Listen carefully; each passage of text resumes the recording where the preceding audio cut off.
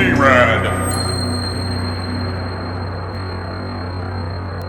Greetings and celebrations, everybody, and happy Mando Monday. It's me, Fisher, and I'm here to bring you this week's recap, reaction, and review of The Mandalorian. And this week is Chapter 12, The Siege.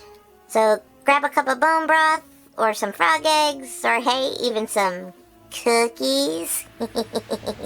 And join me as I tell you the tale and let you know how I feel about this episode. So this week starts out with Mando and the child in the Razor Crest, and the Razor Crest, of course, is still damaged and kind of limping along. So Mando's got the child in one of the little cubby holes with all the wires and stuff, trying to figure out how to fix the ship, and the child just isn't getting it, guys. Mando's like, no, you take the red wire and you put it where the blue wire goes, and the blue wire and put it where the red wire goes, and the child's just not understanding, and he puts the blue wire back in the right spot, or the wrong spot. I don't know, he puts the blue wire in the wrong spot, guys. And then Mando's like, no, that's not what you do. Just make sure that you don't touch the red and the blue wire together, and next thing you know, the child's like, poof, and it was really funny, even though it wasn't funny, but it was funny. So since the child wasn't able to help fix the ship, Mando and him sitting down drinking a little bowl of bone broth have a little discussion. Well, Mando has the discussion, the child just kind of listens, because dude, he hasn't talked yet. He mumbles and he makes all kinds of cute noises, but still no words. We need words, dude. Real words.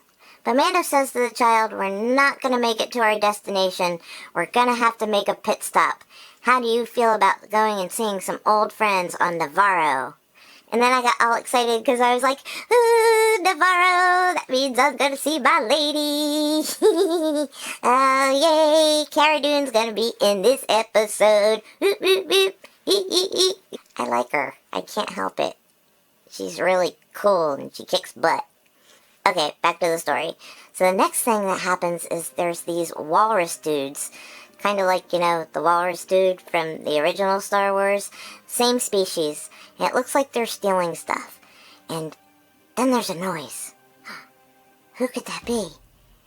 And next thing you know, my lady, she's busting in on the scene, and she's boom, boom, boom, bang, bang, bang, woof, woof, woof, tumble, tumble, tumble, tumble, and ooh, ooh, ooh, bang, bang, and yay, she defeats the little thiefy bad guys. Woohoo! So we learn that Cara Dune is still on the planet of Nevarro with Greef Karga, and she is now the marshal of the planet. That's cool. She's in charge of cleaning things up. Way to go, Miss Cara Dune. After she takes care of the bad guys, Cara Dune returns to town, and we see the Razor Crest landing on Nevarro. Yay! A little reunion between friends. So Mando and the child come off the ship. Greef says, hey, it looks like your ship could use some repairs. And Mando's like, that would be awesome. Could you please help me fix the ship? So Greef sends two beings over to fix Mando's ship. And in the meantime, they take a little stroll around town and show Mando how they've been cleaning things up.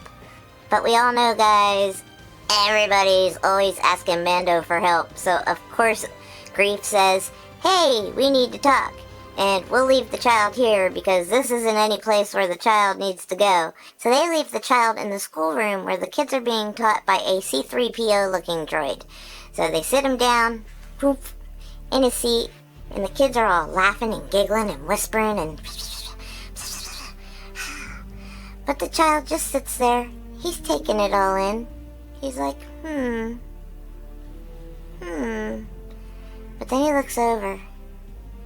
And the kid next to him is eating something that looks really delicious. They look like blue cookies. They look like blue macarons, actually.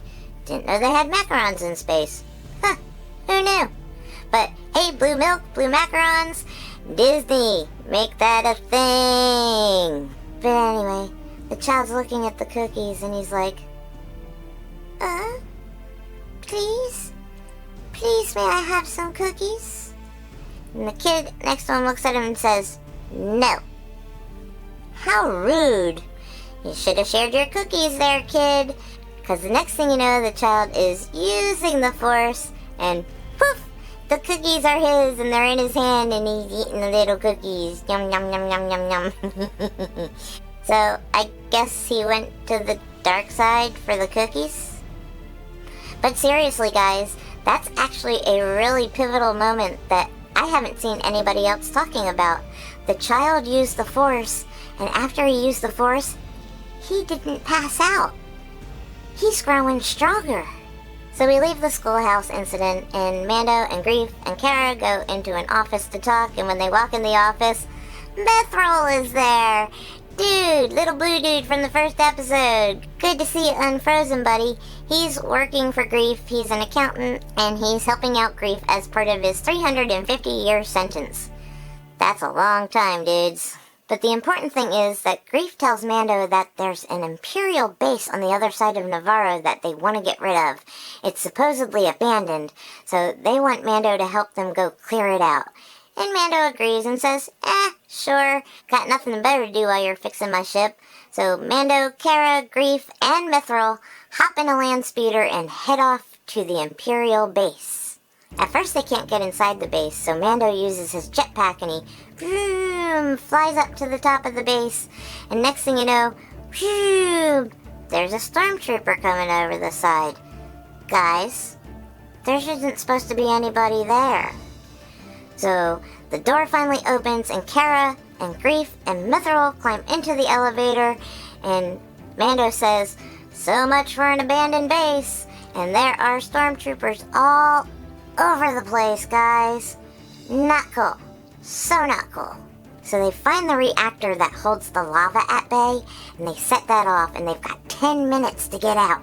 So they're running through, and they're shooting stormtroopers, pew, pew, pew, and they come across some Imperial officers.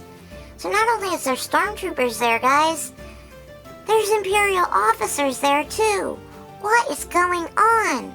So after they defeat the Imperial officers and fight off the stormtroopers that are there at the moment, Mithril finds a little hologram message from Dr. Pershing.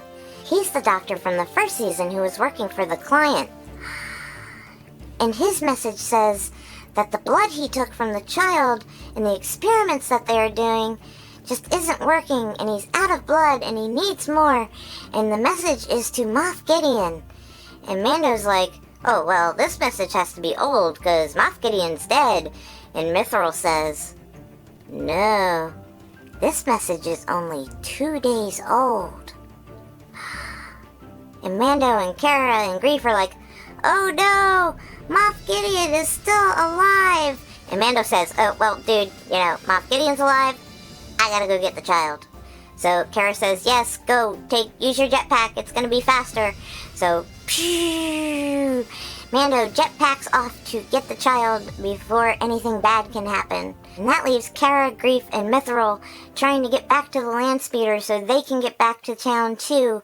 And as they're trying to escape, there's more stormtroopers. So they start this little firefight. So it's pew, pew, pew, pew, pew, pew, pew, pew, pew. And Cara says, "Cover me." And she runs to the Trexler Marauder that's in the hangar bay. And she gets in it and she's like, "Alright, let's see what this baby can do." So she swings the Trexler Marauder around. And Greef and Mithril hop in. And she goes to escape and the door closes on her. So she backs up and her only option is to go over the side. And Mithril's like, "Oh, no, you're not going to go that way, are you?" And Cara's like, "Yep, hold on to your butt."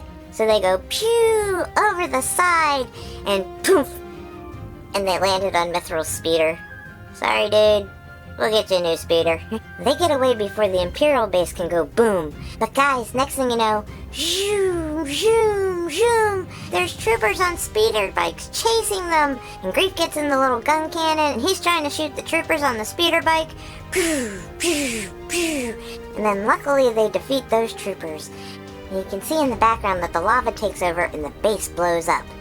Unfortunately, it did not blow up before some TIE fighters could take off after our escaping heroes. So they're still trugging in the Trexler back to town, and the TIE fighters are now fighting them, and Greef is trying to shoot the TIE fighters, and it's not working, guys. And just when things look very gloom and bleak, yay! Mando and the Razor Crest to the rescue. The Razor Crest is all fixed, guys, and he comes and pew, blasts one of the TIE fighters out of the air, and then he takes off up into space, and the TIE fighters follow him. And he's got the child with him, guys. The child is safe. And he's like, hold on, little buddy. And little buddy's like, wee, wee, wee. The child's really having fun, guys. He's enjoying every moment of the Razor Crest's dips and dives. So after a little air battle,